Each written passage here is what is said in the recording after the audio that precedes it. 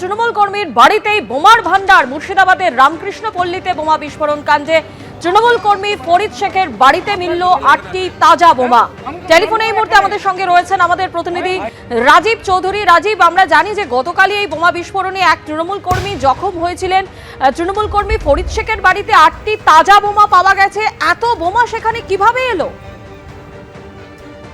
Police যেটা প্রাথমিকভাবে তদন্তের পরে পুলিশের অনুমান, সেখানে বোমা বাঁধা হচ্ছিল এবং সেই বোমাগুলো মজুত করা হয়েছিল এবং সেখান থেকে শুধুমাত্র তাজা বোমাই উদ্ধার হয়নি, বোমা তৈরির বিভিন্ন সামগ্রী সেখান থেকে উদ্ধার হয়েছিল।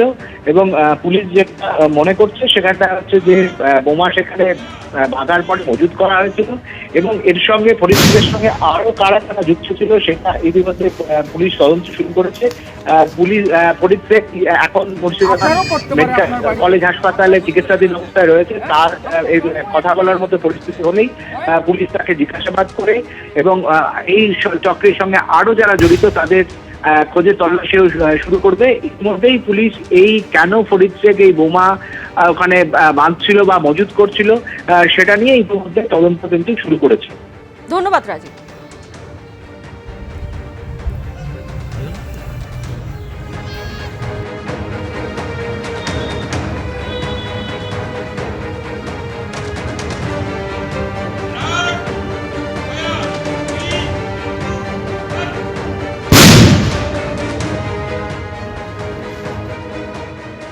মুখ্যমন্ত্রীর নির্দেশের পরই দেউচা পাচামিতে জমি অধিগ্রহণ নিয়ে তৎপরতা।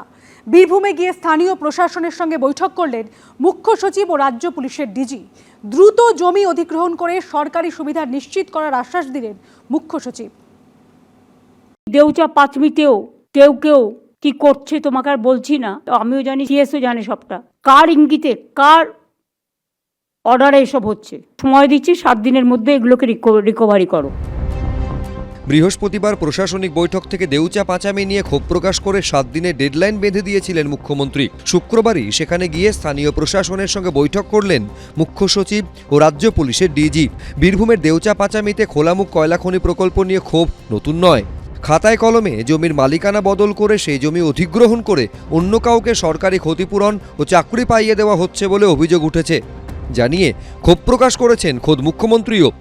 দেউচা পাঁচমিতেও কেউ কেউ কি করছে তোমাকে আর বলছি না, আমিও জানি, সিএসও জানে সবটা। কার ইঙ্গিতে, কার অর্ডারে এসব হচ্ছে। বীরভূম নিয়ে আমরা আগে যতটা খুশি ছিলাম, এখন কিন্তু আমরা ততটা খুশি নই। সময় দিচ্ছি 7 দিনের মধ্যে এগুলোকে রিকভারি করো। যখন তোমরা দেউচা পাঁচমির জমি নিলে, খাপছাড়া কেন নিয়েছো? সিএস যে ভাবে বলবে সেইভাবে কাজটা করো। মুখ্যমন্ত্রীর নির্দেশের পরই দ্রুত জমি অধিগ্রহণ করে সরকারি সুবিধে নিশ্চিত করতে শুক্রবার মোহাম্মদবাজারে যান মুখ্য সচিব ও ডিজিপি। কোল ব্লকের একাধিক সংগঠন, জেলা প্রশাসন, পুলিশ ও জনপ্রতিনিধিদের নিয়ে বৈঠক করেন তারা। সিউড়িতেও প্রশাসনিক আধিকারিকদের সঙ্গে বৈঠক করেন। আগামী 15-20 দিনের মধ্যে ফিল্ডে কাজ শুরু হয়ে যাবে। তাছাড়া যেহেতু ডেপথে কোল সিনগুলো আছে, সেই জন্য আন্ডারগ্রাউন্ড মাইনিং করার জন্য চিন্তা ভাবনা করা হয়েছে। এটা আমাদের একটা ড্রিম প্রজেক্ট।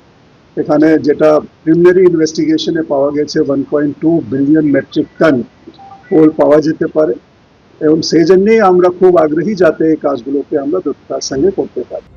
জমি অধিগ্রহণ নিয়ে টালবাহানা ও দুর্নীতির অভিযোগ তুলে এদিন বীরভূমের সোতসালে বিক্ষোভ দেখায় দেউচা পাচামি কোল ব্লক সংগ্রাম কমিটি। ভাস্কর মুখোপাধ্যায়, এবিপি আনন্দ, বীরভূম।